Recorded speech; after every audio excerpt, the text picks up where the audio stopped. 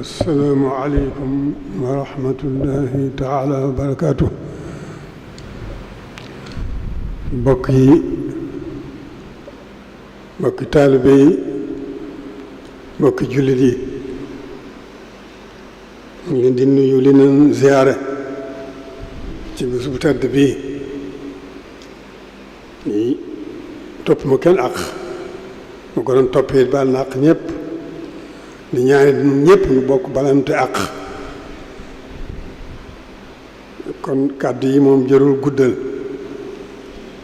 nanu góorgóorlu bu baax rekk ci njub. njub mooy buntu lépp lu baax.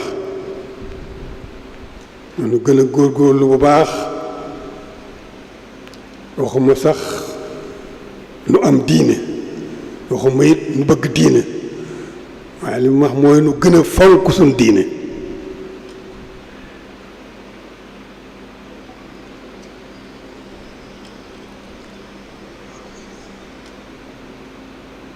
nu gën a fonk it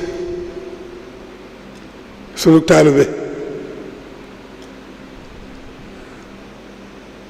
jikko yu baax yu tedd yépp yu makaarimul axlaaq lépp ngi ci biiru taalibe. nu góorgóorlu ci ñetti jéego yooyu rek. lu nu gën a suubu ci yowu yoon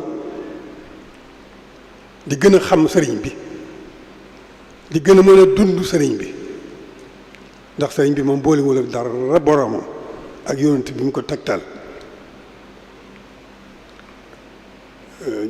jërul ñu di ko guddal, mën nañ ko yemale foofu rek. di sant ñépp nag ci liñ ci weesu, ci doxin wu rafet bi nga xam ne xormay sëriñ bi ak tawfiqam mu nu gàttandu ban mën a jéggi li nu weesu jéggin wu gën a rafet. noo ngi sant suñu borom bu baax mi nu boole sëriñ bi, di sant sëriñ bi bu baax muy suñu lépp tey ak ëllëg, di suñu biir du suñu bitti. kon jërëjëf jërëjëf di ñaan bu baax a baax suñu borom gën noo gàttu ndax taw fii sëriñ Touba. nawet bi jiitu ci,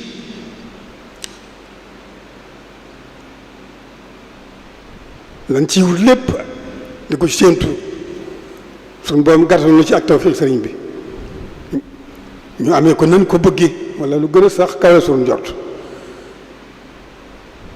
loolu lépp nag cant gi moom jiitu na te kanam rekk la jëm. lu nu mën a bëgg ak lu nu mën a xalaat, cant gi moom jiitu na ba noppi. la ca des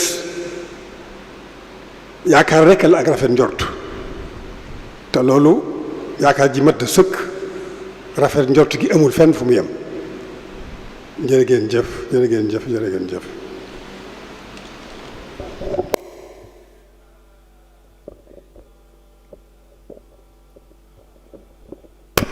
nga xam ne ko toog fa nga toog ba suñ bi ba dem ngeen dooru jóg ci ba kenn yuuxoo nag ne ñëpp ne tekk rek ba mu rendi ba dem.